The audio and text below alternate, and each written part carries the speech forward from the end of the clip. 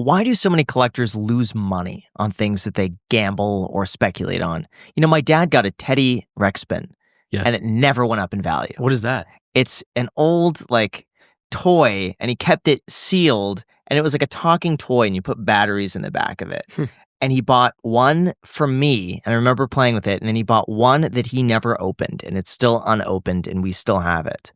But you could go on eBay, and you find these things for dirt cheap, also just unopened. They never went up in value.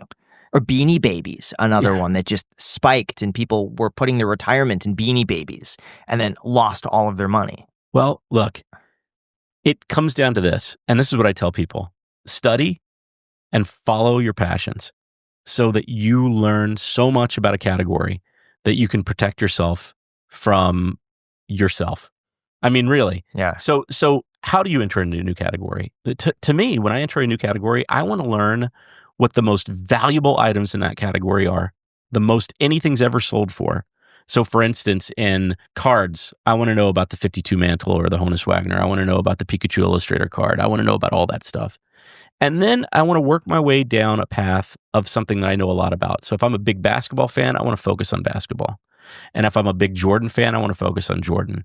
And continue to narrow my base of what I can collect from down to something that I feel like I can learn and know more than most people that are buying and selling. It's just like a stock in that regard. If you know more about the companies that you're investing in, you tend to do better. If you have more insight, you tend to do better. So what I recommend is don't chase something just because other people are doing it. Don't go after and say, oh, this is hot, I'm going after it. Learn, study, focus on your passions. It's very much like managing a career. And frankly speaking, collectibles can be a great way to diversify your portfolio. Realistically, what percentage of someone's portfolio should be in collectibles if they're interested in it? Yeah, I mean, like, look, if it is your life's passion, 10 to 15%, put it in collectibles, put money into the stock market, put money into real estate, put money into bonds, and put money into other things. 10 to 15%. Is that where you're at about? I'd say I'm more like 5. Oh, okay. So it's a relatively small portion for you. Yeah. I saw this tweet. This was kind of going viral. It says 4 years of ownership. He paid $320,000, took it from 1,200 to 17,000 miles, and he sold it for $315,000. So to own this car here, it cost him $5,000 over the course of a few years.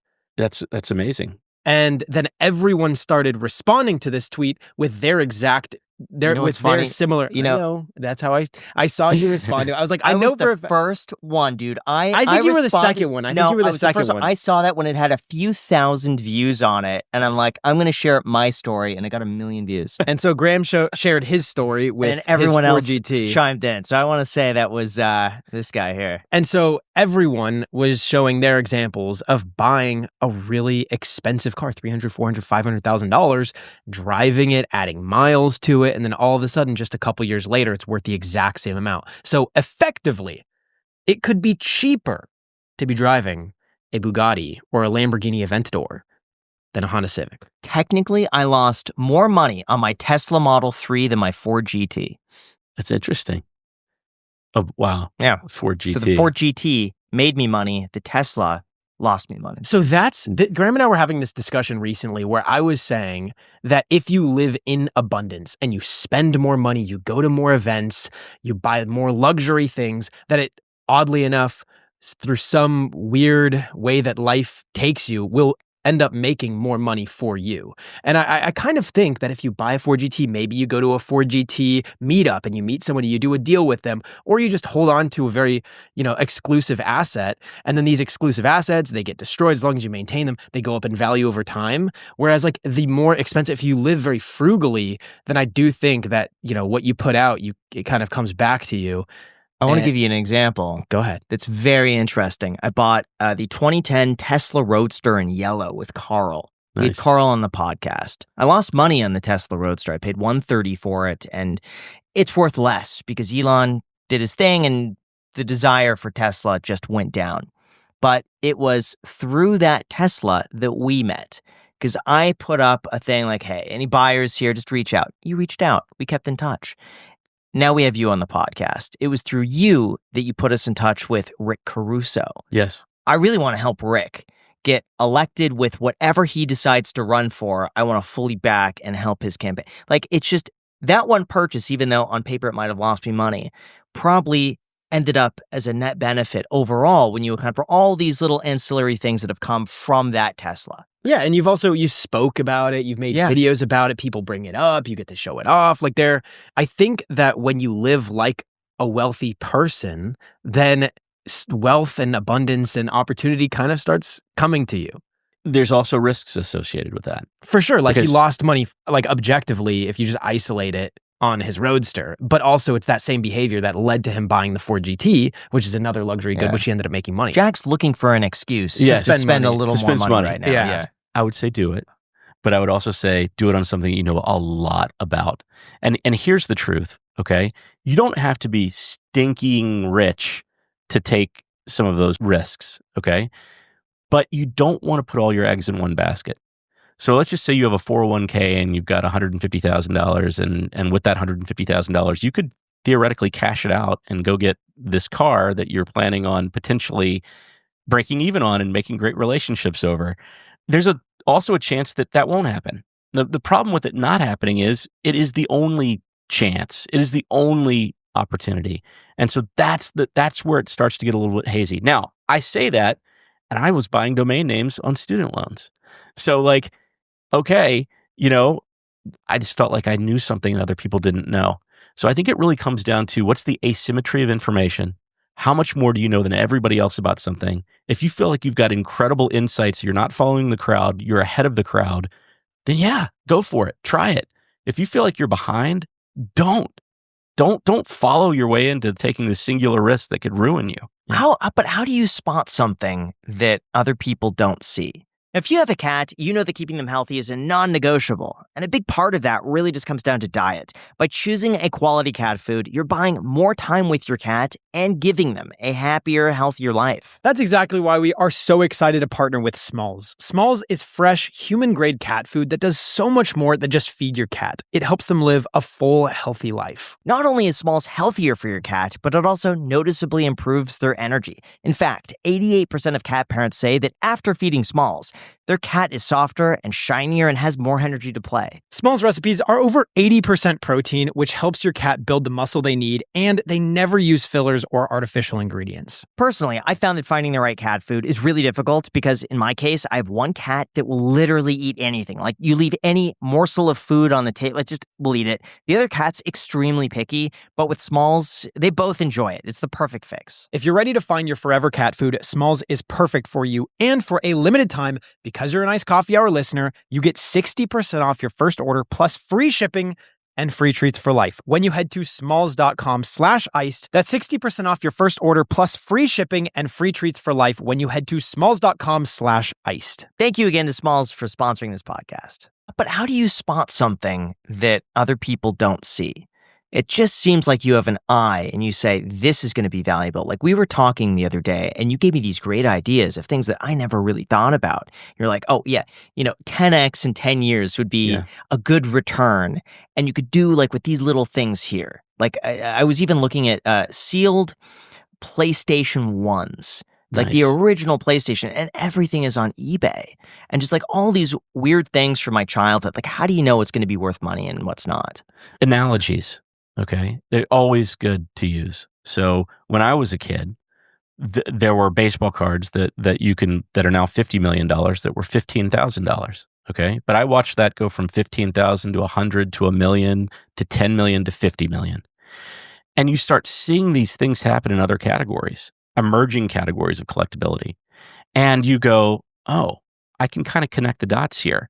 So what's the most valuable thing what's the most valuable magazine that's ever come out? What's the most valuable record album that's ever come out? And there are other indicators that I look for, like, are they being graded? Is there someone that's archiving grading and then publishing the population reports of these graded assets? Like, there are ways to get ahead of these categories. And to me, I love being ahead. I love it. It's my favorite thing. But again, remember, I'm on a treasure hunt, on a lifelong treasure hunt, because that's my job. That's so interesting. It just got me thinking of like the first, what do you call it, Discover magazine or whatever, first Time magazine. Yeah. What about the first ever McDonald's menu? Fine. I'm buying that. You can probably find that pretty cheaply. I've been trying to find the original Playboy with Marilyn Monroe on the cover. Yeah. I found a good one on Facebook. I'm just saying. How much is it? I think it was like $2,000-$3,000. That actually, honestly, is not that expensive. Not graded, but it doesn't seem like they come up in perfect condition. It's very unusual to find a graded above like a 5 or a 6. And by the way, he sold so many copies of that first edition. But you can imagine these magazines are not in great condition. They're used, Jack. You would know all about that. Dude. So these mint magazines are pretty spectacularly rare. Now, of course, if you have the collector mentality, today it makes more sense. But in 1960, who was thinking about that? It to me, it seems like it goes on a curve of it's really popular and then it dies down. And you got to get it when it's died down. But how do you tell when it's going to be going back up? Like the Beanie Baby example, you would think that it should be going back up and that people would now look back at like the Princess Diana Beanie Baby and buy that one. It still seems like there's not any demand for that. Yeah, interesting. There is a community. There is a community of collectors for Beanie Babies. And if you look on eBay and you list by sold auctions and you go from high to low, you'll find there's Beanie Babies that are still selling today in the tens of thousands of dollars range. The community is just not as big as you might have remembered in the 1990s because the late 90s, where it was just such a huge rush. But actually, Ty does a great business even today. They just don't position it as much as a collectible, as a toy. Today, they're more positioned towards toys. But some of those older Beanie Babies, there's still a community that actively buys and sells. And interestingly enough, maybe that is an opportunity to find what is the most valuable, what is the rarest, like Funko Pop.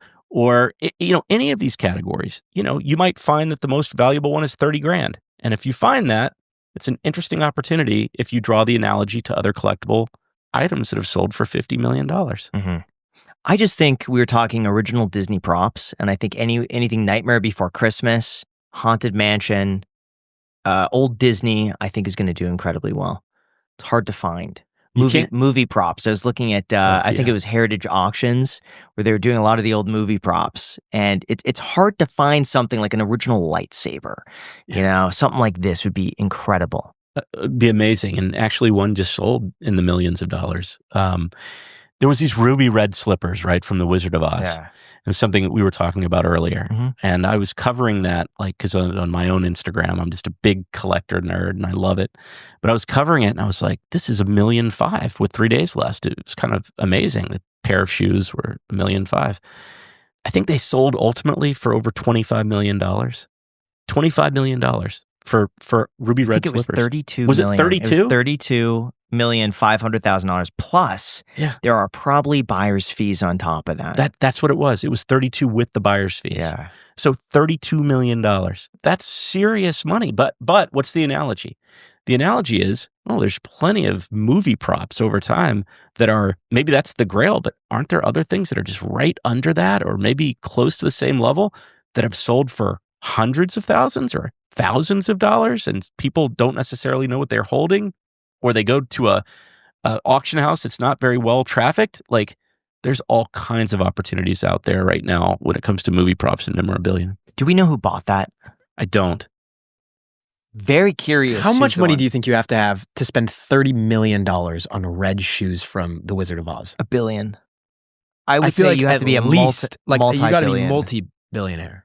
Yeah. Yeah. I mean, there's another thing that's happening right now. There are syndicates of investors that are working together. Oh, interesting. To establish a large pool, like they do when it comes to these funds that you can invest like a fractional ownership. Yes, but like fractional ownership, like there are really great fractional companies like Rally out there that buy an asset. But I'm talking about funds that are owned much the way you would invest in a fund where there's like 300 or 400 people that have put money in to own companies fractionally, where the objective is to buy this and to sell it in a very specific window of time. And those exist right now. In fact, one of my buddies, Shine, And Mr. Wonderful from Shark Tank Yeah. has recently created one of those funds, and it's a closed fund. There's only like several people in it, but they've already put like $50 million into buying high-end trading cards. What did he just buy? He just spent $12 million He on a bought, card. it was a basketball card. Was That's it right. Zion Williamson or something? That's right. They bought a Jordan Kobe Upper Deck Exquisite card signed by both, and those exquisite cards were very unusual because it was a time where the card market wasn't at its very top. It really kind of bottomed out, and this was a very new concept to card collecting. If you remember, you don't remember, but I remember back in the 1980s there was a huge boom in cards. But everything was oversupplied and there was no rarity. So you couldn't get like a 1 of 10 or a 1 of 1. But Upper Deck and some of these other companies in the mid to late 90s started really utilizing that. And in utilizing that, they created a monster. Okay. And that's the entire basis of card collecting today is this chase, this lotto, this collectible system. And Upper Deck Exquisite, they've really done a lot of investing in that category.